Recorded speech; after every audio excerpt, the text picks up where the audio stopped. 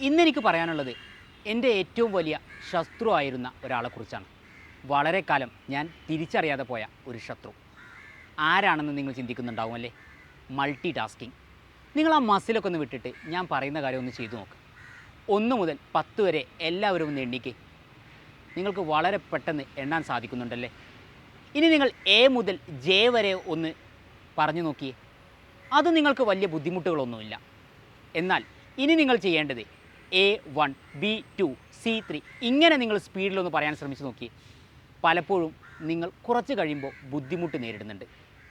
അപ്പോൾ നിങ്ങൾക്കൊരു കാര്യം മനസ്സിലായിട്ടുണ്ടാവും.